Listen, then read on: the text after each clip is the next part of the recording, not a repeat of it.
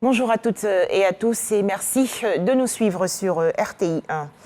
En Côte d'Ivoire, Conseil des ministres aujourd'hui au palais présidentiel dans la commune du Plateau, rencontre en présence bien sûr du président de la République Alassane Ouattara.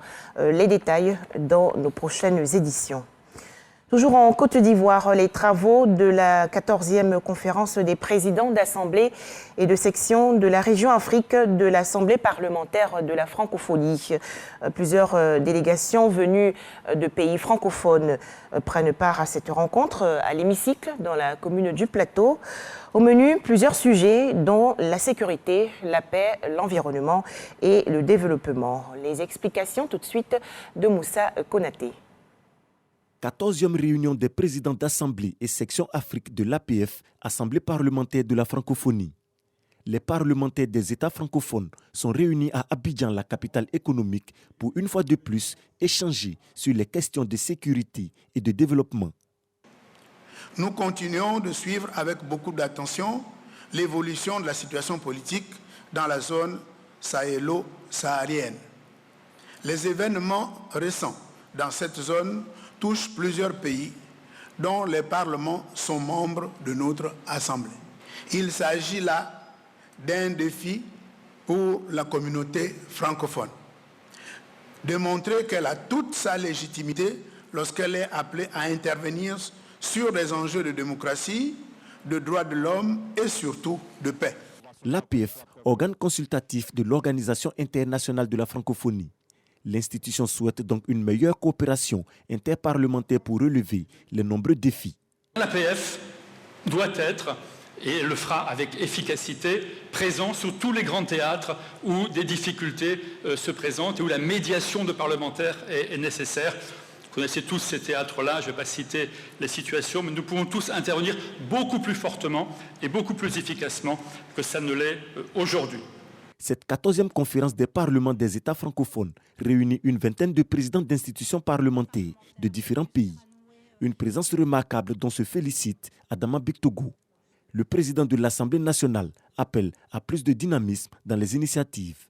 Nous devons donc, par cette grande force que nous représentons,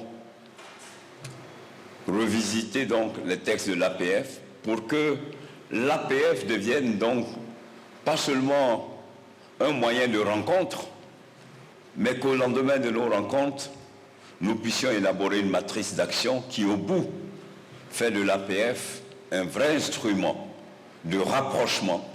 Et je voudrais donc que l'APF, justement, puisse être le support, le vecteur par lequel les peuples qui composent cet espace se rapprochent encore plus davantage.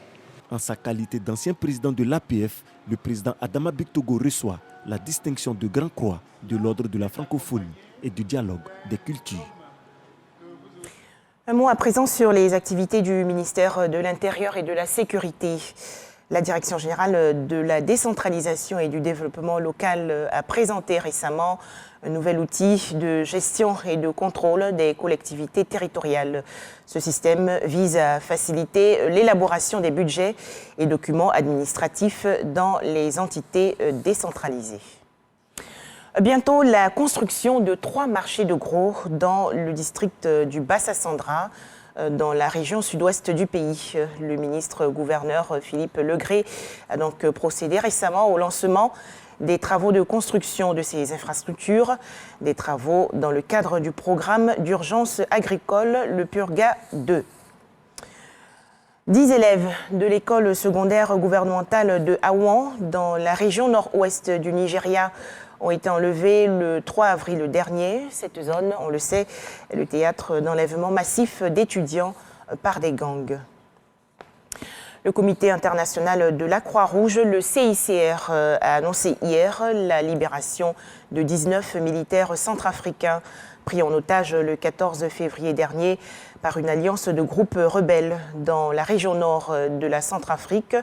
Cette zone est en proie à une guerre civile depuis plusieurs années. Enfin, aux États-Unis, l'ex-président Donald Trump menacé d'un procès. L'affaire pourrait s'ouvrir en janvier 2024. Donald Trump a été inculpé hier pour 34 chefs d'accusation.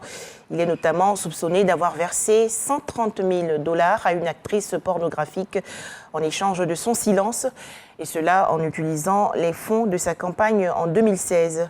À noter que Donald Trump a plaidé non coupable. Voilà, merci de nous avoir suivis. À 13h, le journal de RTI 1.